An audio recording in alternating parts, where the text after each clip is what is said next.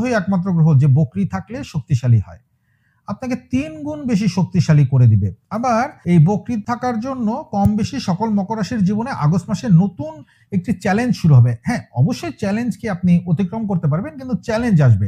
নতুনভাবে মানসিক স্ট্রেস তৈরি হবে। বিশেষ করে যাদের ব্যক্তিগত জন্মকুণ্ডলিতে শনি দুর্বল অবস্থায় আছে তাদের ক্ষেত্রে বিষয়টি বেশি ঘটবে যে মানসিকভাবে একটা স্ট্রেস এ সময় বা মানসিকভাবে সবকিছুই চলছে কিন্তু মানসিকভাবে একটা শান্তি থাকবে না। অন্যদিকে মকর রাশির জাতক জাতিকাদের দ্বিতীয় ঘরে অর্থাৎ কুম্ভ রাশিতে এ সময় কিন্তু রাহু অবস্থান করে আছে এবং রাহু এ সময় কিন্তু দ্বিতীয় ঘরে প্রভাব ফেলবে, যার জন্য অসংখ্য মকর রাশির জাতক জাতিকারা আগস্ট মাসের ৩১ তারিখ পর্যন্ত মকর রাশিদের কথা বুঝতে চাইবে না। অন্যদেরকে আপনি বুঝিয়ে বলতে পারবেন না। যোগাযোগ করলে এ সময় অনেকেই রেসপন্স করবে না। অন্যদিকে রাহুর পঞ্চম দৃষ্টি বৃহস্পতির উপরে প্রভাব ফেলবে, যার কারণে মকর রাশির অনেকেই